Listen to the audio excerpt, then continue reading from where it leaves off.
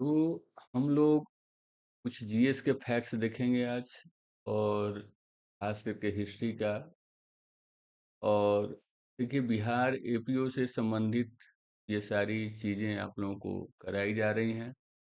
और इसमें जो भी फैक्ट्स हैं, बहुत ज़्यादा फैक्ट्स हैं, लेकिन आपको वही फैक्ट्स देखने हैं जो बिल्कुल काम के हैं और वही पूछे जाते हैं। उससे ज़्यादा आपको बहुत गहराई में नहीं जाना है। आप एक कॉन्सेप्ट रखें, लेकिन ऐसा नहीं कि बहुत ज़्यादा आपको याद करने की ज़रूरत। जो पूछे जाते हैं उन्हीं चीज़ों पर हम लोग चर्चा करेंगे। ठीक है? तो वेदांत से हम लोग शुरू कर रहे हैं। ठीक है? तो आप देखिए, वेदा जो आर्यंस के जो कल्चर हैं उसके बारे में हम लोग इसमें जानते हैं, है ना? वेद से ही आपको आर्यंस के कल्चर का पता चलता है। ठीक है? तो बेसिकली जो टाइम पीरियड है वो 1500 से 600 बीसी है। ये आपको याद रखना है, क्योंकि 600 के बाद जो है बुद्धा काल शुरू हो गया था। ठीक है? तो बेसिकली इसी समय वैदिक ईरा पनपा है।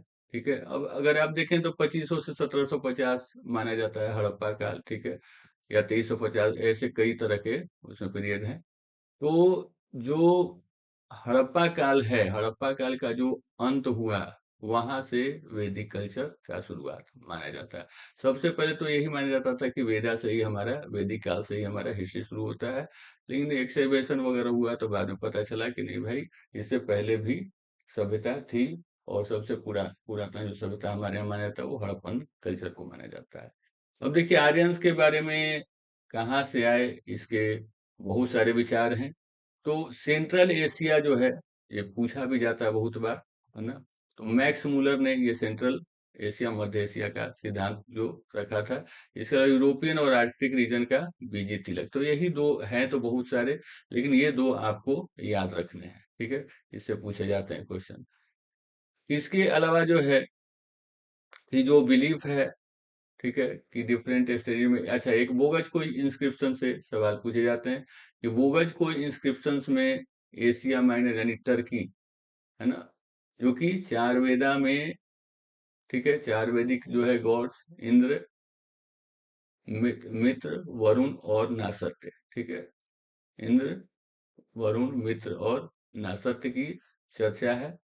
कहाँ है? बोगज कोई अभिलेख। अच्छा, बोगज कोई कहाँ है? टर्की में है, एशिया माइनर में। तो ये क्वेश्चन कई बार पूछ लिए जाते हैं कि कौन कौन से देवता का उल्लेख है? इंद्र, मित्र, वरुण और नासत्य। ठीक है?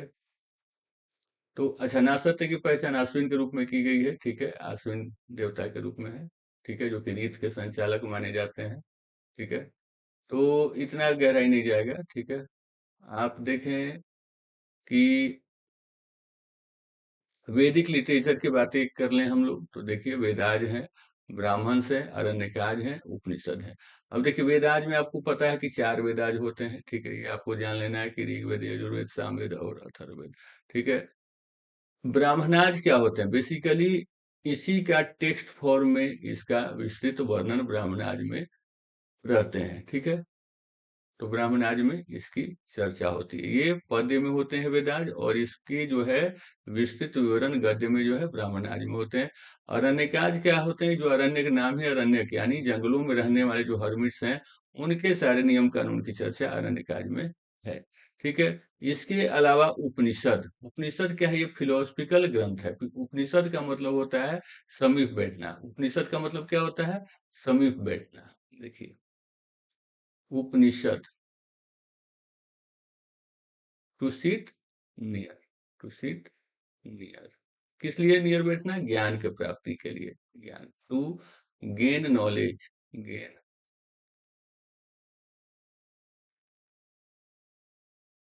To gain knowledge. तो उपनिषद का मतलब ये होता है।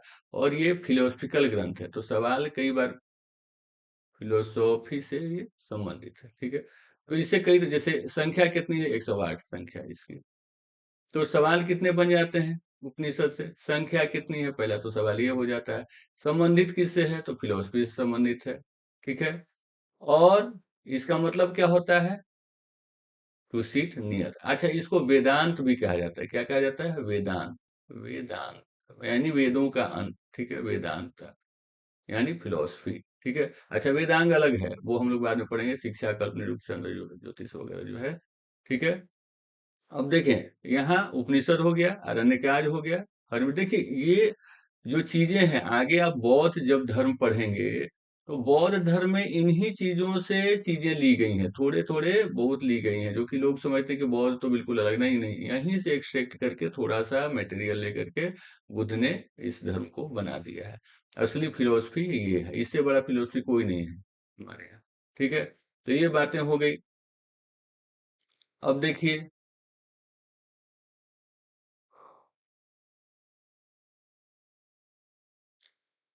एमंग ऑल द वैदिक वेदाज वेयर प्रोमिनेंट वन। ठीक है, वेदाज सबसे क्या है, प्रोमिनेंट है, और इसे अपौरुषेय कहा गया है। वेदा को क्या कहा गया है, वेदा को क्या कहा गया है, अपौरुषेय।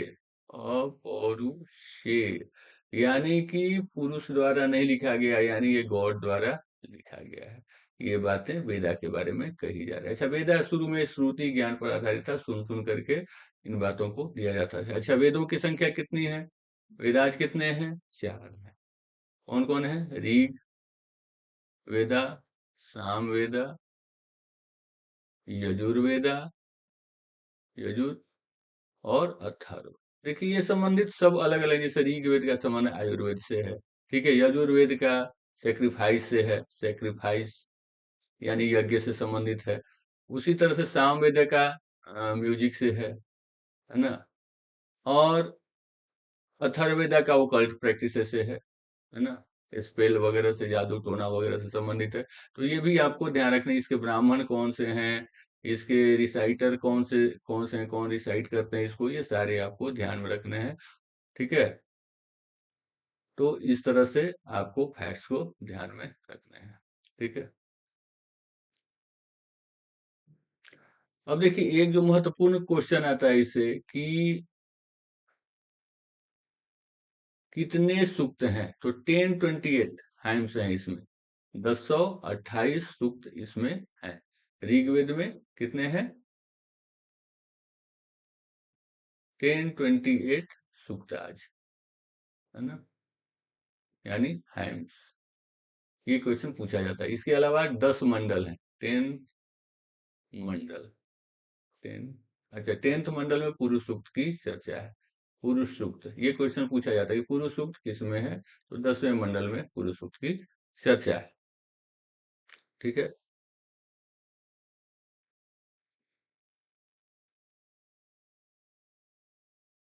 अब देखिए, यजुर्वेद का संबंधित क्या है, यजुर्वेद क्या सेक्रीफाइस से संबंधित है। और अर्धवर्यु इसको रिसाइट करते हैं, चांट कौन करते हैं, अर्धवर्यु। ठीक है। तो ये पुरोहित हैं और ये चांट करते हैं इसको। सामवेद देखिए, सामवेद में 1549 वर्सेज हैं। ठीक है। और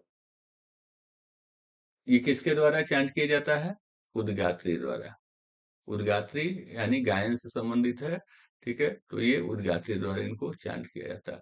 अथर्ववेदा, अथर्वा ऋषि ने संकलित किया है, और ये सुपर नेचुरल पावर से संबंधित है। ठीक है। तो ये सारे फैक्ट्स आपको ध्यान में रखने हैं। ठीक है। अब जैसे उपवेदा हमने बात किया था, यहाँ पर हम लोग बात करेंगे कि ऋग्वेदा ये के ब्राह्मण कौन है, ऐतरेय हैं, कौशितकी हैं, ये ऋग्वेदा के। यजुर्वेदा के शतपथ ब्राह्मण है, ये देखिए शतपथ ब्राह्मण क्या कौन सा ओल्डेस्ट है ना, एंड लार्जेस्ट ब्राह्मण है। ये क्वेश्चन पूछा जाता है कि कौन सा ब्राह्मण सबसे ओल्डेस्ट है या सबसे लार्जेस्ट है, तो शतपथ ब्राह्मण है। और शतपथ ब्राह्मण किसका है, यजुर्वेद का। अब ब्राह्मण का अर्थ आप लोगों ने समझ लिया कि ब्राह्मण क्या होता है, कि जो वेद लिखे गए हैं वो पद्य में लिखे गए हैं, और उसको गद्य के रूप में उसका पूरा विस्तृत विवरण ब्राह्मणों में मिलता है। अब सामवेद क्या है, सामवेद के 25 ब्राह्मण है, 25 और 26। उसी तरह अथर्ववेद के गोपथ ब्राह्मण है। तो ये सारे आपको याद रखने, इससे क्वेश्चन आते हैं। अच्छा देखिए, अब इसमें लिटरेचर में आपको जान लेना है कि लिटरेचर कौन कौन सा है। वेदांग है, स्मृति है, धर्मशास्त्र। देखिए स्मृति में बेसिकली एक ये कानूनी ग्रंथ होता है स्मृति। ठीक है। जैसे मनुस्मृति वगैरह देखेंगे, याज्ञवल्क्य स्मृति वगैरह देखेंगे। इसके अलावा महाकाव्य है, पुराणाज है, उपवेदाज है, षड दर्शन है। ये सब क्या है, वैदिक लिटरेचर है, जिससे हमको एक कल्चर का पता चलता है, ज्ञान का पता चलता है वैदिक लोगों के बारे में। इसके अलावा वेदांग की चर्चा, वेदांग कितने, सबसे पहला क्वेश्चन तो ये हो जाता है वेदांग कितने, तो 6 होते हैं। शिक्षा है, कल्प है, व्याकरण है, निरुक्त है, छंद है और ज्योतिष है। तो ये आपके जो है वेदों के अंग हैं। इसके अलावा मनुस्मृति, जैसा मैंने बताया कि ये ज्यादातर कानून से संबंधित है, लॉ से संबंधित, जैसे मनुस्मृति प्री गुप्ता पीरियड में इसका इसको लिखा गया था। अब देखिए द ओल्डेस्ट स्मृतिज, ठीक है, याज्ञवल्क्य स्मृति है, नारद स्मृति है गुप्ता पीरियड का। तो इस तरह से आपको ध्यान में रख लेना है।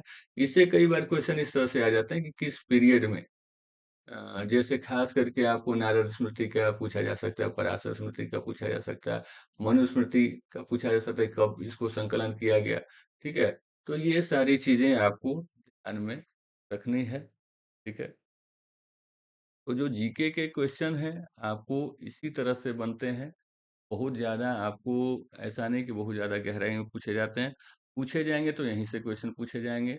यही याद रखने में लोगों को कठिनाई होती है। तो बहुत ज़्यादा इधर-उधर ना जाएँ, जो आपको ये बार-बार पूछी जाती हैं, जो आपको एक कॉन्सेप्चुअल जो चीज़ें हैं, उसको आपको ध्यान में रखना है।